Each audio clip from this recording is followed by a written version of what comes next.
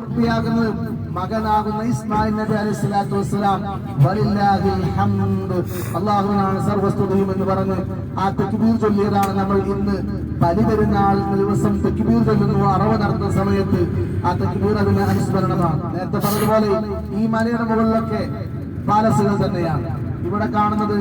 ഇവിടുത്തെ public സെക്യൂരിറ്റിയും police സംവിധാനങ്ങൾ, ഇവിടുത്തെ ഹോസ്പിറ്റലുകൾ, ഇങ്ങനെ തുടങ്ങി ദിഫായിൽ മതിരി, ഇങ്ങനെ തുടങ്ങിയ ഒഫീഷ്യൽ സംവിധാനങ്ങളൊക്കെയാണ് ഈ ഇടത് ഭാഗത്ത് നിങ്ങൾ കാണുന്നത്.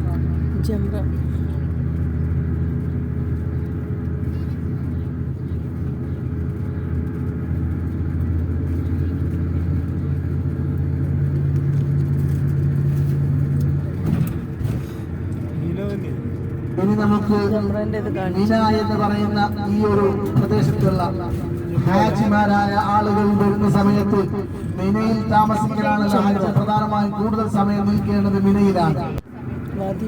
അയ്യാമത്ത് ശരീക്കിന്റെ രാത്രികളിൽ രാത്രിയുടെ പകുതിയിലധികം സമയവും നിൽക്കേണ്ടത് മിനയിലാണ്. അതുകൊണ്ട് തന്നെ മിനയിലാണ് ടെന്റുകളും ലക്ഷക്കണക്കായ ടെന്റുകളുള്ളത്.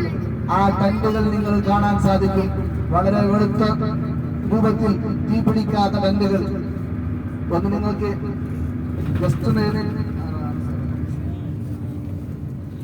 നിങ്ങൾ ഇങ്ങനെ ടെന്റുകളൊക്കെ ഒന്ന് കാണാൻ സാധിക്കും. ബാക്ക് ഭാഗത്തേക്ക് നോക്കി ഇതിലൂടെ നോക്കാം. ഇങ്ങനെ ബാക്കിലോട്ട് നോക്കിയാൽ കാണാൻ പറ്റും. ഈ ഇടത് ഭാഗത്തിലൂടെ ഇങ്ങനെ നോക്കി ഇങ്ങോട്ട് നോക്കാം. ഇങ്ങനെ കിടക്ക ടെന്റുകളുണ്ട്. ആ തലവരെ ടെന്റുകളാണ്. ആ തലവരെ ടെന്റുകൾ. ഇതിനുള്ളിൽ താമസിക്കാൻ അനുവാദം ലഭിക്കുന്നതാണ്. മിനയിൽ താമസിക്കാനുള്ള പെർമിറ്റ് കിട്ടുമ്പോഴാണ് ഹജ്ജിന്റെ തസ്രീ കിട്ടിയ ആളുകൾക്ക് മാത്രമേ ഇതിനുള്ളിലേക്ക് എൻട്രൻസ് കിട്ടുകയുള്ളൂ. അല്ലാത്ത ആളുകൾ പോലീസ് പിടിച്ചാൽ അവന് പിന്നെ സൗദി അറേബ്യ ഹറാമാണ്.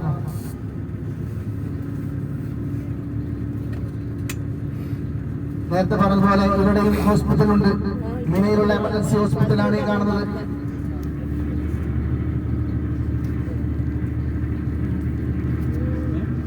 ഇനി നമ്മൾ കാണാൻ പോകുന്നത് മസ്ജിദുൽ ഖൈഫ് എന്ന് പറയുന്ന വളരെ പ്രധാനപ്പെട്ട ഒരു പള്ളിയാണ് മസ്ജിദുൽ ഖൈഫ്.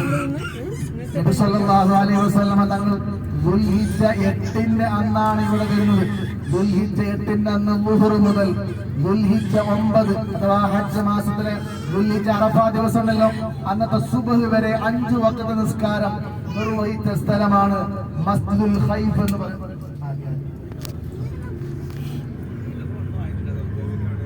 5 വഖ്ത് നിസ്കാരം നിർവഹിച്ച സ്ഥലമാണ് മസ്ജിദുൽ ഖൈഫ്.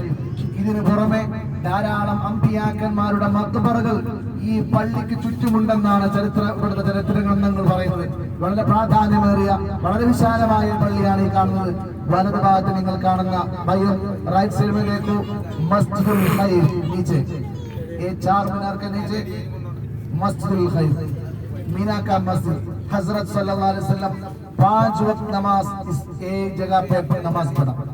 दुल्हिज्जा 8 तारीख zuhr से 9 तारीख फजर तक. उसके बाद अरफा में किया. zuhr का टाइम अरफा में पहुंचे. ഇവിടെ നിന്ന് സുബ്ഹ് നിസ്കാരം നിർവഹിച്ചിട്ടാണ് റസൂലുള്ളാഹി തങ്ങൾ